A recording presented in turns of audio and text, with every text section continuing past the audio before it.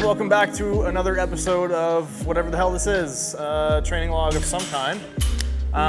Just finished doing my day 2. So today's day consists of competition deadlifts, 600 tempo bench, and 600 tempo Bulgarian split squats, which are probably one of the worst movements you could ever do. But it was an interesting day. My hip actually has been bugging me on deadlifts lately, which was not really a thing until this training block. So not really sure what the cause of that is, but it's very much work throughable for now. So I'll continue pushing through, and hopefully it gets a little bit better as I get kind of into the groove of this training cycle. Today's top set, I think I went through 282.5 for triple, then 297.5 for triple, then 312.5 for triple. And the 312 actually felt the best of all of them. I didn't get any hip pain on that, so that was cool. My back down set at 297 was also pretty much pain-free in the hip. So you'll notice in the 312, I take 2 reps with straps, ditch the straps, and hook the last rep. Now this is what I think I've decided to do instead of trying to hook grip triples, because it just, with having to reset between reps and how picky I am with exactly how my hook grip is set, I'd rather just pull one and hold it for a while than pull an actual triple. So that's the way I'm going to do it for now, and that should at the very least maintain my grip strength until the block before Worlds, where I'll likely be getting back into some singles. Hard to say yet, but I will do some extra grip work if necessary at that point. Then I moved on to the tempo bench, and my bench is feeling really good right now. I think I had planned to hit 137.5 for my top double, but ended up going 140 because 130 was much less than my expected RP. So those are still feeling really good. I really like the awareness that they create in terms of my touch position. I can really tell if I touch a little bit too high or a little bit too low. Can really tell how my shoulder blades are set the whole way down.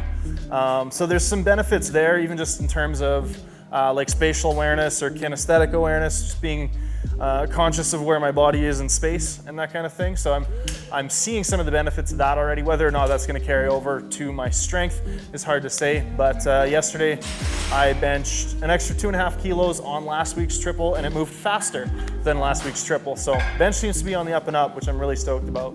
And then after my tempo bench, I answered a question of the day. So our question of the day today comes from Matt, and this is a little bit of an addendum from last week's question about whether or not injury is inevitable. Now, Matt asks if there's any way to decrease or mitigate your risk in any way. Now, while I think there's a level of risk that's inherent that you kind of have to accept, especially if you're trying to push yourself into, say, the upper echelon of really any sport, I believe that there are some steps you can take to minimize or at least decrease that risk. Now, the biggest causes for injury are going to be faulty technique, big increases in volume or intensity, and just kind of freak accident things happening at the gym. It was at this moment that he knew. He f***ed up.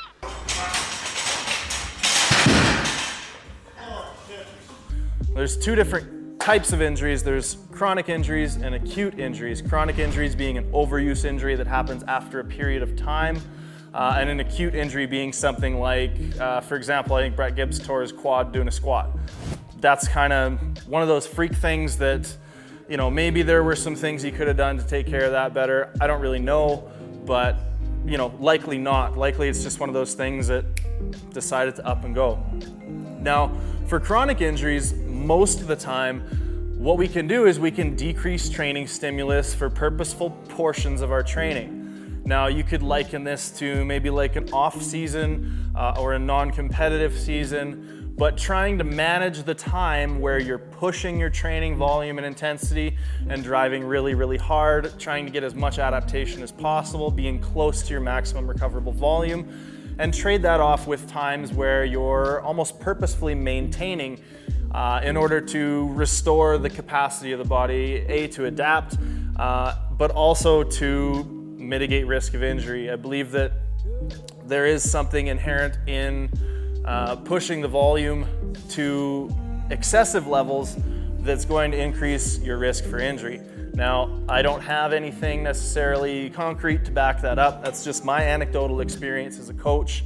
But if we can trade off times where we have almost an off season, where we're getting a little bit further from specificity, and we're seeing some alternative adaptations in the body, you know, kind of like I do with my washout weeks, but maybe for extended periods of time, I think that that's probably your best strategy to try and mitigate those risks. Now, we're going to be doing more and more videos where we're going to actually dive into some of the research behind some of these topics we talk about, so that we can have something substantial to sort of refer you guys to if you want to do your own looking into these things. But for today, that's just kind of my anecdotal experience. Take it for what it's worth, take it with a grain of salt, and hopefully that helps somebody. Moving on to tempo squats, or rather 600 tempo Bulgarian split squats. Those were pretty good today. I was up 5 kilos on those from last time. I'm starting to think that some of the issue in my hip might be caused from my left side not adequately performing when I'm squatting. I noticed that in my tempo Bulgarian split squats, my right leg lights up, feels really good, and this is the side I get the hip pain on. It lights up, I feel a lot of work in my quad, a lot of work in my glute, everything feels stable and good. My left side, as I descend, I start to feel really bound up. I have a hard time keeping my quad involved or keeping my leg oriented such that my quad feels involved. And I get a lot of tightness and feel really, really bound up on the left side in through sort of the IT band area. By the end of my split squats today, that was starting to feel better. So that makes me think that that movement itself might be an adequate corrective movement to help me sort of work through that. I feel like that movement's going to help me pattern and develop and mobilize, etc., a number of the systems that will be necessary for me to sort of rehabilitate my hip, if you want to call it that. So, long story short, I think that's a good movement. It's very challenging, and I am noticing some big discrepancies from side to side, so hopefully I can iron that out over time, and hopefully that further has an impact on my hip health. That was it for today. I'm really loving the fact that my sessions are a little bit shorter.